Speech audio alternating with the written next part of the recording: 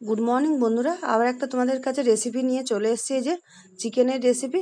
তোমাদের দাদাভাই আজকে একটা গোটা মুরগি নিয়ে এসে, তাই ছাল শুদ্ধ ছাড়াবে বলে তাই জন্য ঘরেই ছাড়িয়ে ছাড়িয়ে কেটে রেডি করে নিয়েছে তোমার দাদাভাই। আর আজ আমি ধুয়ে টুয়ে ভালো করে মশলা মাখিয়ে নিচ্ছি।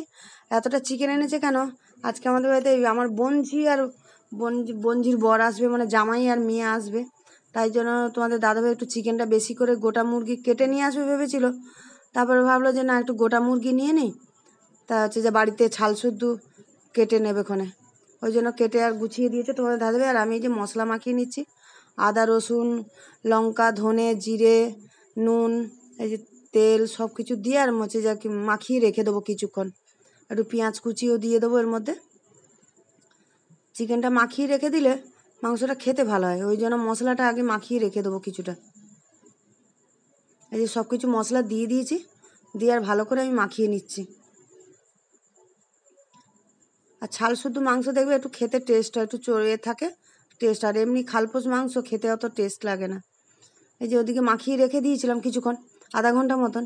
আর এদিকে যে কড়া বসিয়ে দিয়েছি আলুটা ভাজবো বলে, এই নুন হলুদ দিয়ে দিচ্ছি, আলু ভাজবো। তেলটা গরম হয়ে গেছে, এবার আলুটা দিয়ে দেবো। দিয়ে আলুটা এবারে লাল করে ভেজে নেবো।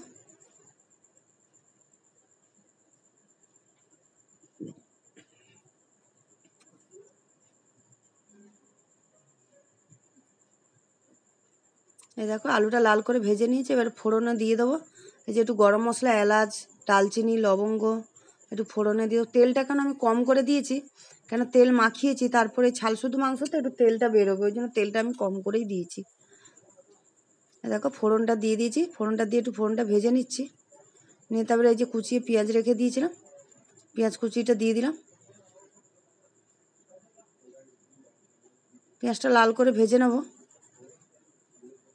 পেঁয়াজটা লাল করে ভেজে নিয়েছি, কিছুটা আদা রসুন বাটা মেখে রেখেছিলাম আর কিছুটা রেখে দিয়েছিলাম। এই যে তেলের মধ্যে দিয়ে একটুখানি নেড়ে নেবো।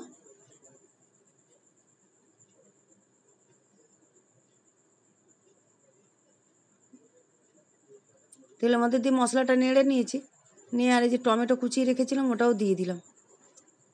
অল্প একটু নুন দিয়ে, নুন তো মাখিয়ে রেখেছিলাম কিন্তু অল্প একটু দিচ্ছি, টমেটোটা গলবে তার জন্য একটু অল্প একটু নুন দিয়ে দিলাম।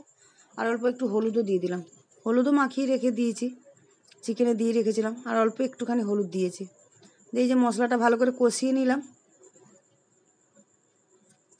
দেখো মশলাটা ভালো করে কষিয়ে নিয়েছি একটু, নিয়ে আর এই যে চিকেনটা মাখিয়ে রেখে দিয়েছিলাম মশলা দিয়ে, চিকেনটা এবারে দিয়ে দিচ্ছি এর মধ্যে। দিয়ে এবারে ভালো করে কষাবো।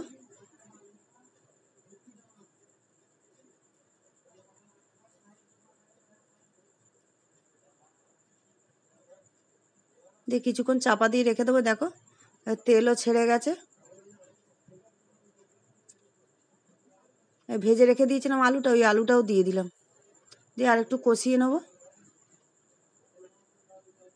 আর ওদিকে আমি জল গরম করে রেখে দিয়েছিলাম, এই যে গরম জলটা দেবো। কেন তরকারিতে একটু গরম জলটা দিলে না তরকারির টেস্ট হয়, কাঁচা জল দিলে তরকারির টেস্টটা নষ্ট হয়ে যায়। ওই জন্য গরম জল করেই আমি বেশিরভাগ সময় তরকারিতে দিই।